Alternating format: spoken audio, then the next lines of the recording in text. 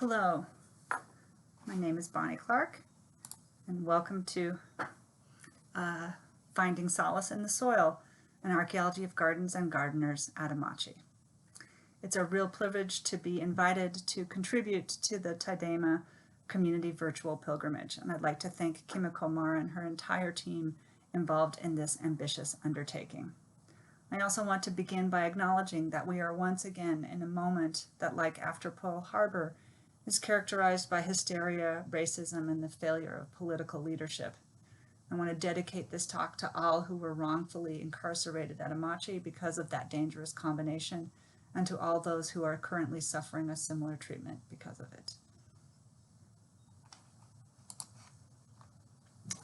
Although Colorado is rightfully well known for its mountains, the state's only Japanese American incarceration camp is hundreds of miles from the Rockies. The official War Relocation Authority title for the camp was the Grenada Relocation Center, named after the town only a mile and a half outside of camp, but it is better known by its postal code, Amache. Amache is located in the far southeastern corner of the state in the High Plains. This is an area of semi-arid prairie and insistent wind. Most of the agriculture in the region requires irrigation. There is a band of fields along the Arkansas River which flows 3 miles to the north of what was the central camp area. This map shows the irrigated fields as well as the nearby ranches and farms of the agricultural facilities included in the 10 square miles of the Grenada project boundaries. But the square mile of the camp itself is located on a sandy terrace above the valley floor. It is minimally productive land that since the 1870s has primarily been used for grazing cattle. Native vegetation are hardy plants by the yucca featured in this cover of the Amache Co-op souvenir album. Its environmental setting, which was often the bane of Amacheans, ironically has served to protect the historic camp landscape. For example, each and every one of the trees you see in this photo was planted by an Amache incarceree. In 2006, Amache was declared a National Historic Landmark, which is the highest recognition of a historic site in this country, one reserved for places of national and even international import. That status recognizes not only its historic significance, but also its physical integrity.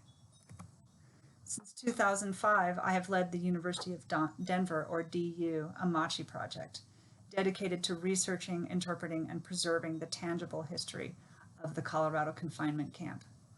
The goal is to craft a collaborative project of innovative anthropological research while meeting community needs. We involved the local and descendant community as high school interns and volunteers, and we've been honored to be joined by Amache survivors who join the crew as volunteers or visit us during our summer open house days. The project for me is a wonderful tool as a professor because it engages students in archaeology, artifact analysis, community-based research, and in site preservation. As a historical archaeologist, I employ the techniques that are used by all archaeologists. So we survey, we excavate, we look at objects.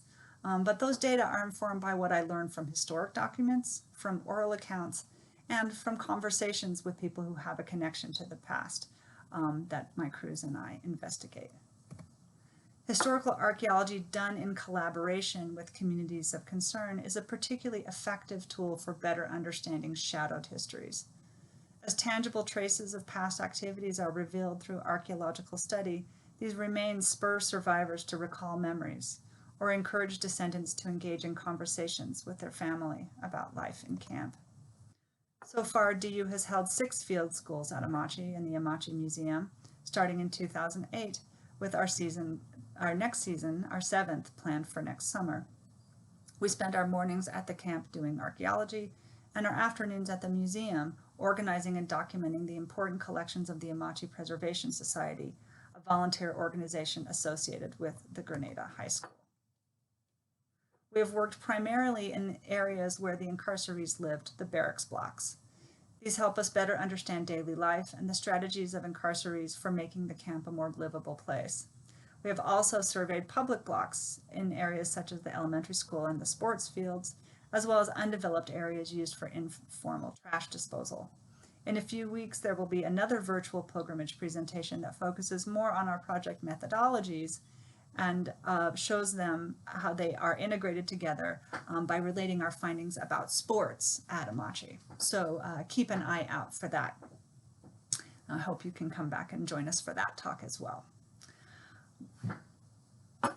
In choosing which areas to work at Amache, we have specifically made sure to cover blocks occupied by people from the three main populations who ended up at Amache.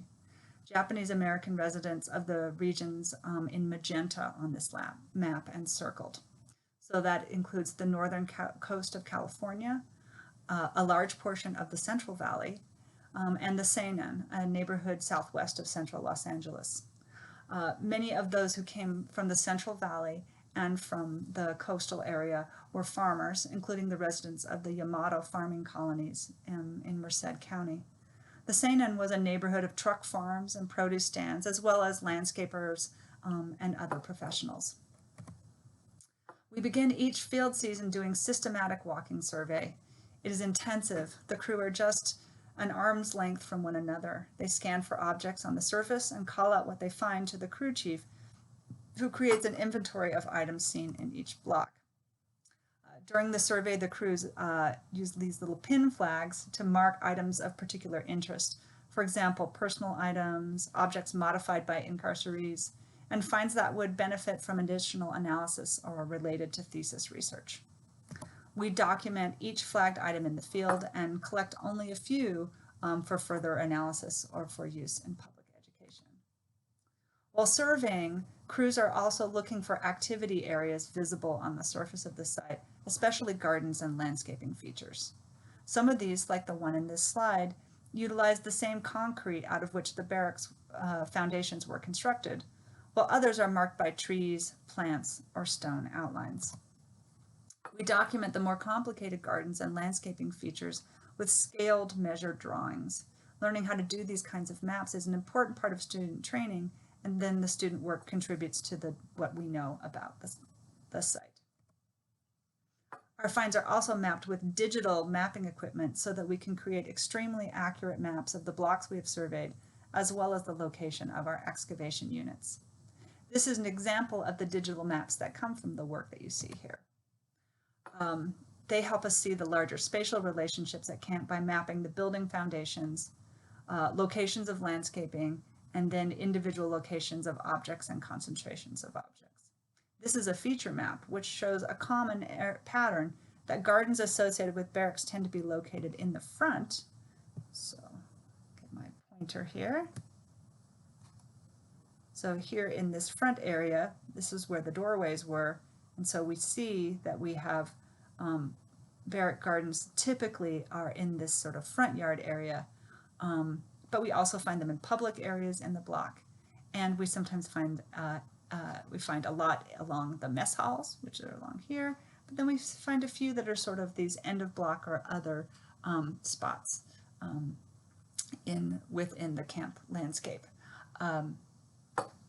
This also gives you an example of just how common such gardens are in many of the blocks. And this is something that's also captured in historic photographs. And they make it clear that the incarcerees at Amache made over the landscape of the camp while they were there. And so from the outset of the project, having seen pictures like this and knowing more about work at other of the incarceration camps, one of my research interests has been in how Amachians were taking their expertise in growing things, as well as their values and aesthetics, and applying them to this entirely new environment of the high plains of Colorado. I'm also interested in what gardens reveal about connections and strategies inside and outside of the camp in this situation of upheaval and shortage.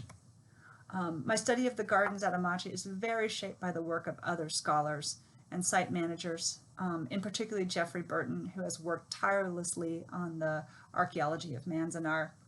This slide acknowledges some key published works that I've drawn from, but there's also some great emerging scholarship that's especially coming from as a part of scholarly work, like Laura Ng's thesis at Manzanar and the dissertation research that's currently being done by Koji Ozawa at Gila River.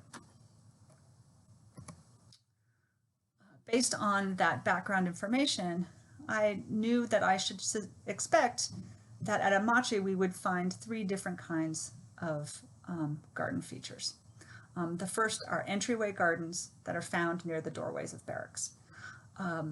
These gardens have their roots in the courtyard or Subaniwa gardens of Japan, yet they also reflect the front yards that Americans of Japanese ancestry had experienced both as residents, but also as gardeners who often created such gardens for clients and for themselves throughout the west coast of the US. A second type of garden in the camps are ornamental gardens in common areas of the block, such as those along the edges of mess halls.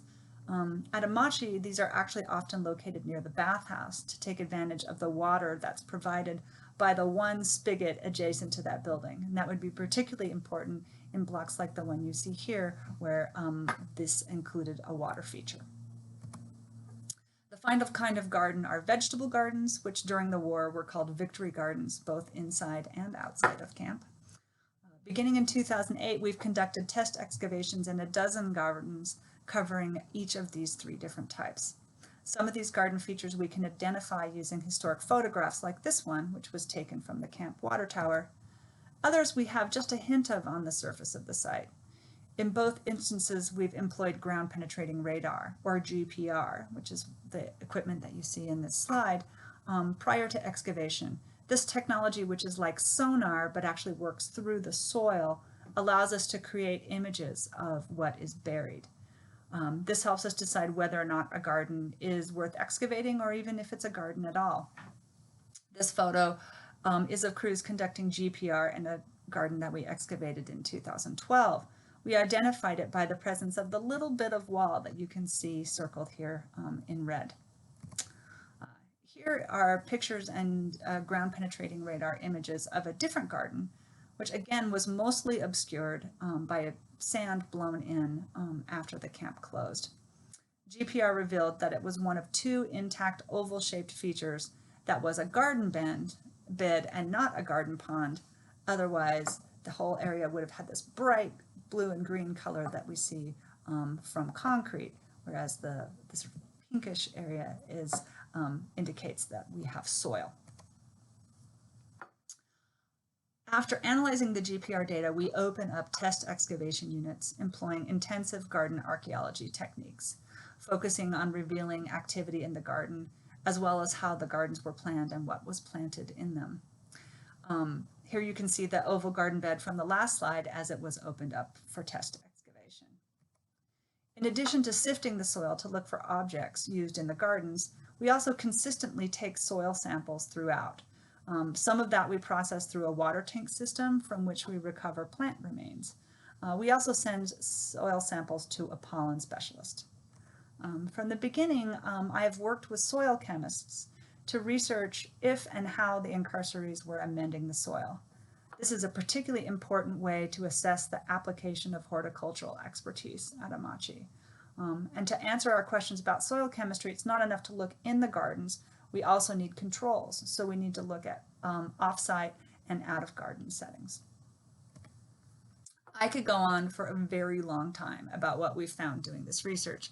And in fact, the University Press of Colorado is going to give me that opportunity this fall when they'll be releasing my book with the same title as this talk, Finding Solace in the Soil. So in this presentation, I'm going to resist that urge and just highlight a few of the gardens and the window they provide into life at Amache. Our first excavation back in 2008 was in one of those two matching oval beds that I've shown you already. That block was 9L, one of the more remote areas of the camp, and home to a population almost entirely from Los Angeles. One former incarceree who lived in the block as a young man, Minoru Tonai, recalled that many cosmopolitan single young women lived in his block. Some of them had been waitresses in LA, and along with the music they played at night had helped inspire the nickname of that block, Chinatown. Survivors from other blocks recall hearing the music being played at night, and the archaeology crew found a tone dial for a radio or a stereo nearby. This area, which juts out from east of the rest of the camp, looks over an unobstructed vista into the town of Grenada. Excavation revealed a number of other important aspects of the garden. The garden walls were made of cinder block, carefully split into 4 pieces. A few whole examples remain around the site, but as used in the garden, they're actually very deliberately cut and shaped. As modified, they actually look like a fairly passable mock basalt, a more typical material for a Japanese garden. This was our first chance to see the ingenuity of Amache's garden designers and how they transformed materials in their gardens. The layout of the garden as revealed in excavation was also something of a surprise. Counter to the ideas of a typical Japanese garden design, this garden had a studied symmetry, from the oval bed itself to the plantings that were dead in the center. A single planting hole, the one you see here, yielded much of the intact root system of the 1940s planting, and there was enough of the tree remained that we could know that it was a Chinese elm. A piece of valuable and likely surreptitiously obtained copper wire was used to hold the sapling in place in the windy climate, and it was attached to a rotting wooden stake. A hook of the kind used to hang lanterns was located on the surface nearby. A shockingly red nail polish vial was uncovered during our excavations, and I couldn't help but think of the worldly women a teenager recalled sharing his block with. A small coal fire pit was revealed immediately outside the planting bed. Sake jug fragments, officially prohibited, still littered the surface near the garden. Each piece adds to the visceral impression of a small place where a kind of conviviality could be had in the midst of institutional confinement. Numerous soil samples were taken from all of the excavated garden contexts at Amache to recover plant remains. As I pointed out, upon analysis, it seems that the oval garden likely had a deliberately planted ground cover of wild purslane. Purslane seeds occur only in the planting hole fill and the lower level fills within the bed, not those above. While purslane is not especially associated with Japanese gardening traditions, it is a drought-tolerant and vibrantly attractive ground cover.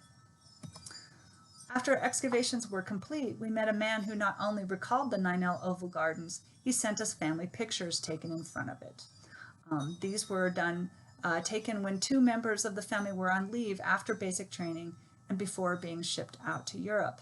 These Amacheans chose to capture this important moment in their family history, not in front of their barrack, but in front of this garden, an element that masked the official camp landscape. Anna Tamura, a landscape architect for the National Park Service, has noted this photographic practice is very common. It recalls what Jean Wakatsuki Houston wrote about the Manzanar Gardens. Facing away from the barracks, you could, for a while, not be a prisoner at all. The soils at Amache are classified as overly drained sands. They are poor for growing just about anything but native high plains plants. You can see some of that vegetation in the sagebrush that's growing inside the barrack foundation. In 2010, we excavated a portion of this garden, which is directly in front of the barrack, occupied by Sayachiro and Bun Hirota, an older couple who had managed a store in Los Angeles. As we dug, it became clear that the soil in this garden was amended throughout with the judicious use of crumbled eggshell. A former incarceree who visited us that summer recalled that eggshell, tea leaves, and coffee grounds were all highly prized soil amendments. As she told me, not everyone had access to them. You had to know people who worked in the mess halls or the chicken raising facilities at the ranch associated with the camp. Workers with access to chickens would have had access to eggshell as well. I also strongly suspect that ranch workers had access to an even more valued soil amendment, which was manure. The Hirota entryway garden also employed broken water pipes. These water pipes were turned upside down and ingeniously placed so that they look like plant pots. But when we excavated down, we could see the broken edges of them. Finally, like the 2008 garden in Block 9L, the Hirota garden yielded a wide variety of wire of varying gauges. A seemingly pedestrian material, wire appears to have been very valuable in camp. It exhibits a wide variety of uses in gardens, from those homemade fencings that we've already talked about to hangers to training trees. Made of materials required for the war effort, wire was rationed during the war. It was not available through popular mail order catalogs like Sears Roebuck. It seems likely that the wire in this garden was one of the many items liberated by incarcerees from the WRA store of construction materials. So in this one little garden, we see that all the networks across camp gardeners employed to make the gardens that improved their environments. One of the many surprises revealed by the gardens of Amache are about the relationship of incarcerees to the larger physical and social environment. They made great use of materials available near but beyond the barbed wire of the camp. These include river cobble and gravel from the Arkansas River, but also transplanted wild species like the cholla that you see in this incarceree garden. That's this type of cactus in the middle here. That is a cactus that does not grow at Amache or anywhere nearby. But other things that we have found evidence even greater movement of incarcerees. In 2010, we recovered 2 large stones used as decorative garden elements. Both of them derived from a geological formation, the nearest outcrop of which is about 40 miles from Amache. Historic accounts that incarcerees could get permits to travel, both for work and, in the case of organized youth groups like the Boy Scouts, for pleasure. If collected on one of these forays, such specimens are not only decorative, they are mementos of the nearby landscapes of freedom outside of camp. That pattern held in 2012 and 2014 as we continued to discover stone that is not local to Amache. In 2014, we discovered this wonderful Karasansui or dry garden. The main elements of the garden were large concrete pieces that were left over from the construction of foundations, and then they were surrounded by pieces of small river gravel from the Arkansas.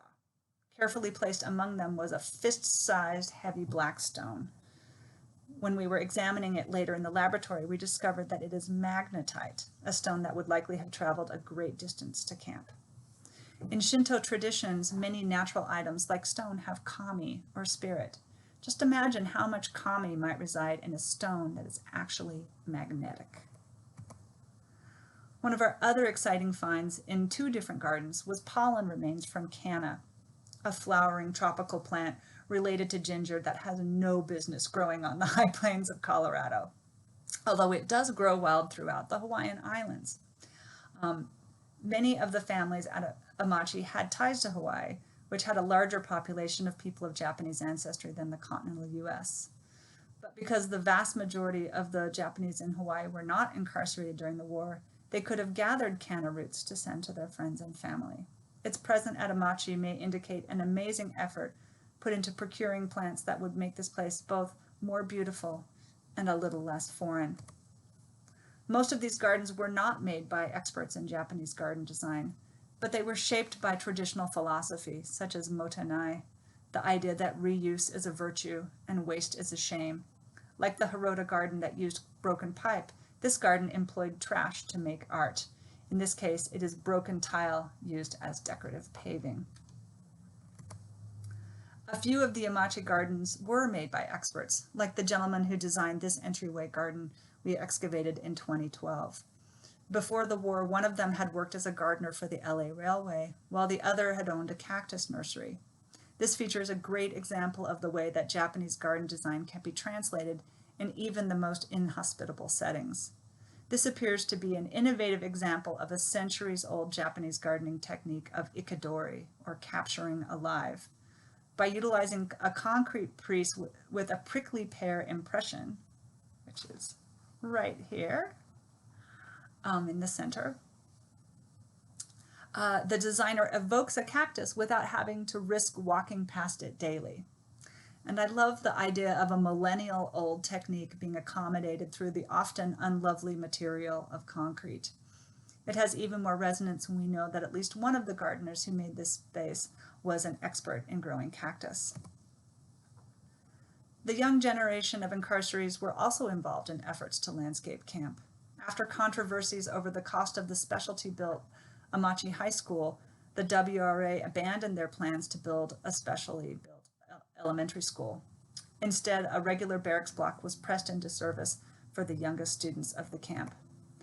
An article published by the school administrators indicated that the students themselves initiated a program of widespread landscaping at the school. This effort was cast in published accounts as a reflection of the American ideals promoted by the WRA. And certainly the overall landscaping scheme that resulted would have been reassuringly Western to administrator eyes. Our intensive survey of the school suggests a similarity in the size, placement, and boundary hardscaping of the individual beds, and that's the limestone circle you can see here in this historic photograph. But excavations in a pair of beds that flanked one of the classroom doorways tells us another story. These beds were approximately the same size and were both bounded by limestone outlines. However, one of the beds was landscaped with consistently sized gravel from the banks of the Arkansas River, and the adjacent bed had no gravel at all. From one bed, we recovered ornamental morning glory seeds, but none from the other.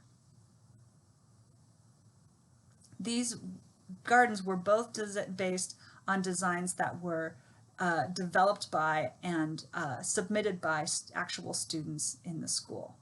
And these very different school gardens suggest that these young children were already developing their own and different landscape aesthetics. They were also carrying on in an incredibly unlikely setting, the tradition of the Suboniwa. As an archaeologist, one of my primary tasks is to notice patterns in the material traces of humans' behavior and to try to explain them. Over the course of 6 seasons of archaeological research at Amache, one of the most robust and seemingly moderately mysterious patterns is the ubiquity of gardens. And you know, when you envision a military incarceration facility, they really aren't the first phenomenon to come to mind. And yet in every single block occupied by the Japanese Americans confined at Amache, we have uncovered gardens of different size, composition, and complexity. There are many answers to the question of why there are so many gardens at Amache and at the other of the WRA camps. Some of them are quotidian. Gardens keep the grit down in a region that's only just coming out of the Dust Bowl. They create more equitable microclimates through things like ponds that evaporate out more moist air. They hide shabby institutional architecture, something that morning glory seed would have done very well and very quickly. But the energy poured into these gardens suggests something deeper is at play. My study of Japanese garden history and of horticultural therapy has confirmed my conviction that gardening was ideally suited to help the people of Japanese ancestry imprisoned at Amache and the other camps cope with a nearly unlivable situation. They lived in a world where the social ground was constantly shifting. One day they were farmers or optometrists, and the next they were prisoners with no idea of when or if they might be released. The Issei were people without a country, while their Nisei children were citizens of a country that had turned its back on them. But they had a set of skills honed over generations for bringing harmony to at least one little part of their world. In 2012, we excavated what turned out to be a stunning Japanese entryway garden. One of the reasons I chose to further investigate this garden is its primary feature that you see here, a wall that evokes stone but is in fact made of concrete slabs. Not only is the wall a skillful evocation of a mountain range, it is also sited in an especially interesting manner. The designers created mindfulness by placing the wall right in front of the barrack door. So most gardens are on either side of the doorway, and this one, the main garden element, was right in front of the doorway. When we did the excavation, we found this beautiful cedar walkway that led directly from the doorway to the wall. And from there, we found stepping stones that suggest pathways on either side. So each time the residents served by this doorway transitioned between the world outside and their barrack, they would have had to slow down to be aware and present, at least for that moment.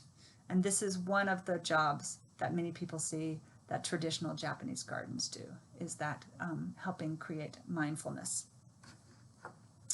Another element of harmony created by the Amache Gardens is the kind of deep balance which we discovered through our study of soil chemistry. We have found all sorts of interesting amendments, not just the eggshell I talked about earlier, but also marine shell like this one, fish bones and scales, and even pieces of iron slag. In almost every garden we have analyzed so far, the soil retains a higher organic content than that of the control pits dug both within the site in non-garden areas and outside of the site. Considering the rapidity with which nutrients are washed from this sandy matrix, this overly drained sand, and the short duration of the camp's occupation, this imprint is nothing short of amazing. There remains 70 years later a chemical legacy of care for the soil by a people who were forced to inhabit this land. To really grapple with the Amache Gardens, or any garden, we must think not just about the art, but the act. The physicality of creating and maintaining a garden is another of its virtues. The priest who is said to have designed the first Zen temple garden, Muso Soseki, wrote, "He who distinguishes between the garden and practice cannot be said to have found the true way." The daily chores of raking or picking up fallen leaves, or even harvesting vegetables, are acts that keep a garden in harmony. At Amache, we have recovered gardening tools, watering cans made from tin cans, a homemade wheelbarrow wheel, tubing to irrigate plants, and buckets and barrel hoops for the water that would be in barrels like the ones that you see right here. As incarcerees engaged in those acts, they were expressing not just their respect for the world, but for themselves as part of it. To quote Japanese gardening expert Teiji Ito, "If a man respects himself, then he must also respect the trees and stones that nature has created. It was nature itself maintaining harmony among the countless elements of its own creation that served as the supreme model for the garden." The picture that comes from the gardens of Amache is that of resourceful, imaginative, and skilled people. They turned an oppressive and monotonous environment into one that was useful and beautiful, sometimes through the use of objects that most of us would consider trash. The gardens remain an amazing testament to the human spirit in a world where forces seemed bent on destroying it. We are also living in uncertain times, those in which a healthy mind, body, and soul connection are needed more than ever. And so I would like to encourage you all to get out and touch some dirt. And to do that, I'm going to give you today a recipe for an Amache-inspired garden. It's based on the hundreds of gardens we've surveyed and the dozen that we have excavated. And so here's what you need. First, you need something whose value is overlooked. So that could be a broken plant pot like you see here that might otherwise be bound for the trash, or it might be a corner of your yard that is otherwise wasted. The second thing you need is something that's tied to your heritage. Maybe that's a kind of plant that was grown by your grandparents, or an item linked to ancestral place, or a design element that you learned from your elders. And third, you want something that is native to the place where you live. So a plant or a stone will do. And so here is my Amache-inspired container garden. As I noted, I reclaimed a broken pot and found a plant that could spill out and make it look like it was purposeful. I also used a piece of concrete that was cast off from a construction site around the corner from my house that I've been monitoring on my daily walks during COVID. The native plant that's in here is a wine cup or a poppy mallow. Its family is Malvaceae, which is, we've recovered such pollen from the Amache gardens, and it's a high plains plant. I've paired it with a domesticated variety of purslane, like that we found in the garden in 9L. And as for the heritage piece, I've placed a stone in here that I collected from the shore of a lake where my family and I love to go fishing. And also joining it is a stone a student gathered for me from the banks of the Arkansas River. And if you'd like to try your hand at an Amache-inspired garden, that would be so fantastic. And the folks at the pilgrimages would love for you to, if you do that, to email photos to them. And there's the Japanese American Memorial Pilgrimages at gmail.com, JAMP pilgrimages, JAM pilgrimages at gmail.com. So it's there. And then you're supposed to put Amache Garden in the subject line, and then they will collect all the pictures of the Amache-inspired gardens. So I often tell my students that it takes a village to do archaeology. It's a lot of work, and that is certainly true at Amache. And so I want to acknowledge some of the groups who have funded this work and who have made it possible. And I also wanted to share with you places that you can reach out to us if you'd like to be involved in the project as volunteers, or to tell us about your Amache stories, or to share your family pictures, or to come and visit us when we are next in the field. Or you could just let us know that you would like to receive our yearly newsletter. You can also look for us on Facebook, and that's where we actually post pretty regularly updates about our work. And this is where we'll also post on there when we do our next installment for the virtual pilgrimage. So thank you so much. I hope you have enjoyed this presentation, and we hope to hear from you in the future.